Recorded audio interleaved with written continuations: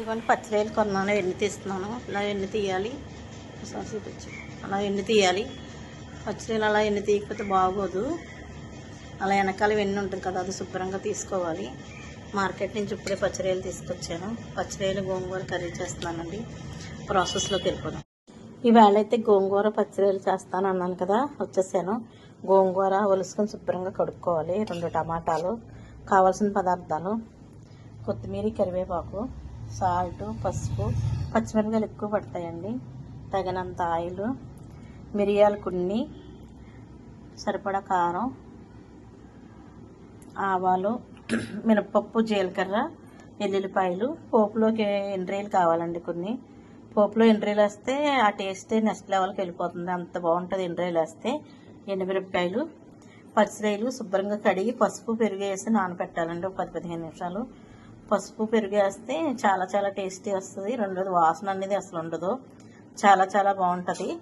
పచ్చిరేల్లో కొంచెం పెరుగు, కొంచెం పసుపు వేసి అలా ఉంచేస్తే ఎన్నెయ్యి తీసేసిన తర్వాత చాలా చాలా టేస్టీ వస్తుంది. ఇది తయారు చేసే విధానం చెప్తానండి. కావాల్సిన పదార్థాలు ఇవి. మిరియాలు కంపల్సరీ ఉండాలి, ఎక్కువ కాదు, కొన్ని 5-6 మిరియాలు, పచ్చిమిరపకాయలు పేస్ట్ చేయాలి. పేస్ట్ చేసి ఉడికేటప్పుడు వేయాలండి, చాలా చాలా టేస్టీ వస్తుంది. అప్పుడు నెక్స్ట్ ప్రాసెస్లోకి వెళ్ళిపోతాను. ఇదిగోండి చూడండి, ప్రాసెస్లోకి వచ్చేసాను. ఇందాక పెరుగులో కొంచెం పెరుగు, పసుపు వేసాను కదా, రైల్లో కొంచెం పసుపు వేయాలి. మళ్ళీ ఒకసారి క్లీన్ చేసేసుకున్నాను. క్లీన్ చేసేసుకుని తగినంత కారం, సరిపడ ఉప్పు. కొంచెం ఉప్పు ఎక్కువ పడుతుందండి, ఎందుకంటే ఇది కదా పుల్లటది కదా, గోంగూర రైలు కదండి, కొంచెం పడుతుంది. ఇలా చేసుకోవాలి. చేసేసిన తర్వాత ఇది 2 నిమిషాలు పక్కన పెట్టేయాలి. టేస్టీగా ఉంటుందండి. పచ్చిమిరపకాయలు, మిరియాలు ఇలా మిక్సీ పెట్టేసుకోవాలి. ఇలా మిక్సీ పెట్టుకుంటే చాలా చాలా టేస్టీ వస్తుంది. పచ్చిమిరపకాయలు నాట్లు పెట్టేసుకున్నాను, ఉల్లిపాయలు కోసుకున్నాను, టమాటాలు కోసేసుకున్నాను. ఇవన్నీ తయారైపోయినాయి. ఇప్పుడు ప్రాసెస్లోకి వెళ్ళిపోదామండి. వంట చేసేద్దాం. స్టవ్ వెలిగించుకోవాలి, బాండి పెట్టుకోవాలి, గోంగూర వేసుకోవాలి. ఇందులో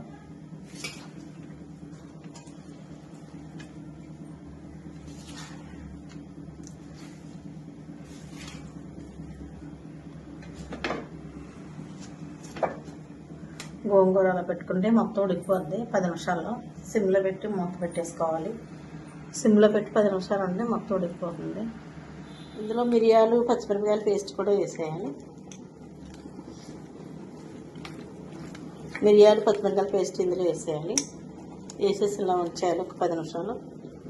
మిరియాలు, పచ్చిమిరపకాయల పేస్ట్ రైలంతటికి పడుతుంది, చాలా చాలా టేస్టీ వస్తుంది. ఒక 10 నిమిషాలు అలా ఉంచేయాలి. ఇదిగో చూడండి, గోంగూర ఉడికిపోతుంది, శుభ్రంగా ఉడికిపోతుంది కదా. ఉడికిపోయిన తర్వాత ఆ రైలు ఇందులో వేయాలి. 10 నిమిషాలు అయిపోయింది. రైలు ఇందులో వేస్తుంది. మిరియాల పొడి, పచ్చిమిరపకాయల పేస్ట్, మిరియాల పేస్ట్, గోంగూర, పచ్చిరైలు ఉడుకుతుంది. అలా 10-15 నిమిషాలు అలా సిమ్లో పెట్టి అలా ఉంచేయాలి. బాగా ఉడుకుతుంది. బాగా ఉడికిపోయిన తర్వాత పేస్ట్ ఉప్పు చూసుకుని శుభ్రంగా పోపు చేసుకోవాలి. గోంగూర, పచ్చిరేలు, ఎండ్రేలు పోపుతో అసలు గోంగూర పులుసు సూపర్ ఉంటుంది, అదిరిపోద్ది. అసలు భీమవరం రుచులు అంటే ఇవే, చాలా చాలా టేస్టీగా ఉంటాయి.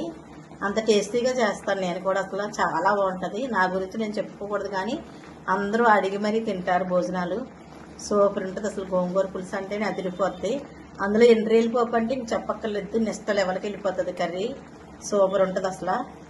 చూడండి, చాలా చాలా టేస్టీగా వస్తుంది ఇలా చేస్తే.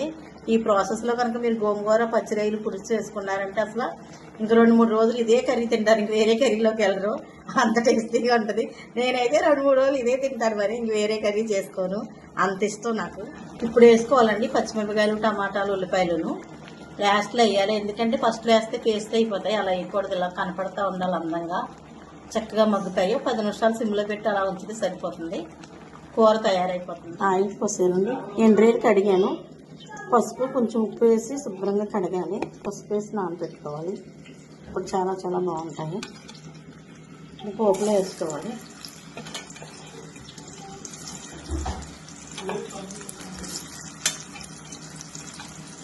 ఎండ్రేలు బాగా ఆగాలండి బాగా. ఎల్లుల్లిపాయలు అసలు వేయకూడదు. ఎల్లుల్లిపాయలు పోపు అంతా అయిపోయిన తర్వాత వేయాలి. ఫస్ట్ ఎల్లుల్లిపాయలు వేస్తారు, అలా వేయకూడదు. అలా వేస్తే ఎల్లుల్లిపాయలు బాగా నల్లగా అయిపోయి ఏం టేస్ట్ ఉండదు, రుచి ఉండదు. రెండోదేమో మనకి హెల్దీ కూడా కాదు. అలాగా కరివేపాకు కూడా అలాగే చిన్న చిన్న ముక్కల కింద కోసి వేయాలి. కరివేపాకు పళ్ళంగా వేస్తుంటే పిల్లలు తినరు. ఇలా చిన్న చిన్న ముక్కల కింద కోస్తే అది తెలియకుండా తినేస్తారు వాళ్ళు. జీలకర్ర వేయాలి,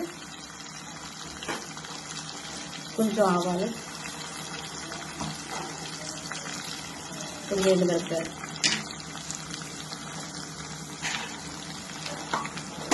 కరివేపాకు,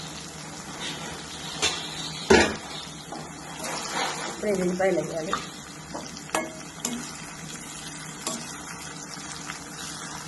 గుమ్మలు ఆడిపోతుంది, మంచి టేస్టీగా రెడీ అయిపోతుంది. గోంగూర పులుసు అంటేనే టేస్టీ సూపర్ కింద రెడీ అయింది. స్మెల్ అయితే అదిరిపోతుంది, ఆకలి అయితే బాగా వేసేస్తుంది. తినేద్దాం రండి శుభ్రంగా, హ్యాపీగా, ఆనందంగా. చాలా టేస్టీగా ఉంటుంది గోంగూర ఎండ్రేలు పులుసు. పచ్చిరేలతో ఉడకబెట్టి ఎండ్రేలతో పోపు పెడితే హబ్బా ఆ లెవెలే వేరు. నెక్స్ట్ లెవెల్కి వెళ్ళిపోతుంది కర్రీ, అంత సూపర్గా వస్తుంది. 4 రోజులైనా ఇదే తింటాం మనం, అంత బాగుంటుంది. కర్రీలో వేసేద్దాం. కర్రీ చూడండి ఎంత బాగుంది.